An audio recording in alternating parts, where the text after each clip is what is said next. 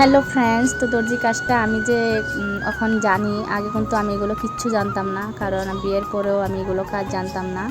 যখন আমার একটা বাচ্চা হয়ে গিয়েছে তখন আমি ভাবলাম যে ঘরে বসে বসে আর কি করব, অল্প যদি নিজের দোকান আছে, যদি যদি নিজের কাজটা শিখি তাহলে হয়তো আমার নিজের সংসারে অল্প হেল্প হবে।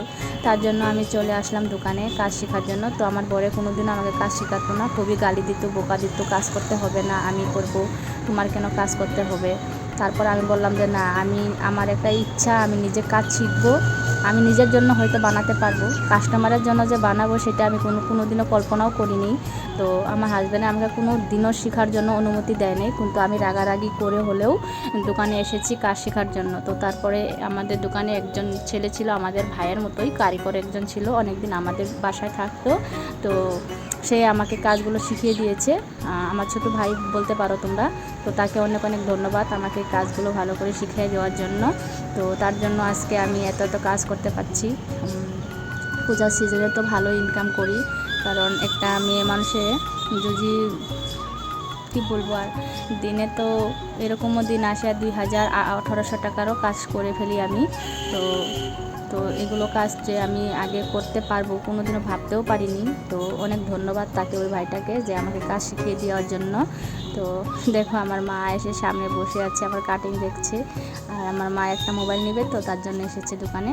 তো তারপরে মোবাইল কিনতে যাব দোকানে। তো এখন আমি কাটিংটা করে নিচ্ছি আগে। মাকে বলছে তুমি বসো, আমি কাটিংটা করে নিই, তারপরে যাব মোবাইল কেনার জন্য। তো আমি একটা 34 সাইজের ব্লাউজ কাটিং করছি। তো দেখে যাও কীভাবে কাটিংটা করছি। তো চাইলে তোমরা ওইভাবে কাটিং করতে পারবে আমার মতো, ফার্মা ছাড়া। তো ফার্মা কিচ্ছু লাগবে না। ফার্মা দিয়ে আমি কাটিং করতেও পারি না আগের থেকে।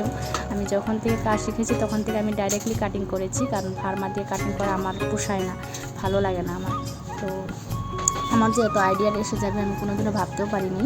তো এখন আমি যে কোনো ব্লাউজের ডিজাইন হোক, যে কোনো মডেল হোক, সব সিলি করতে পারবো। যে কোনো মডেলিং ব্লাউজ তোমরা যে ধরনের ডিজাইন দিবে সেই ধরনের বানিয়ে দেবো। তো আশা করি ব্লাউজ কোনোদিনও খারাপ হয়নি আজ পর্যন্ত, আর হবেও না। তো আমার ভিডিওগুলো তোমাদের কাছে যদি ভালো লেগে থাকে তাহলে লাইক, কমেন্ট, শেয়ার করে দিও।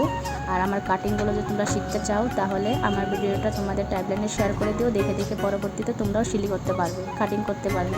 তো এটা ব্লাউজের মাত্র আমি তোমাদেরকে কাটিং দেখালাম। তো পরের ভিডিওতে দেখাবো তোমাদেরকে আমি সিলি করাটা। তো আপাতত এখানেই তোমাদেরকে দেখিয়ে দিলাম কাটিং করা। তো আমার কাটিং করা হয়ে গেছে, এখন আমি হাতটা কাটিং করে নেব। তো হাতটা হলো 9 ইঞ্চি লম্বা, আর গোলাই হলো তোমার 9.5।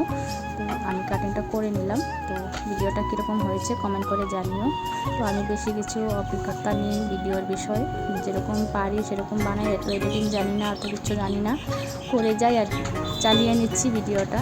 আর ভিডিও বানাচ্ছি, ভিডিও দেখে দেখে আমার অনেক কাস্টমার আছে। তো দেখো হাতটা কীরকম হয়েছে কমেন্ট করে জানিও।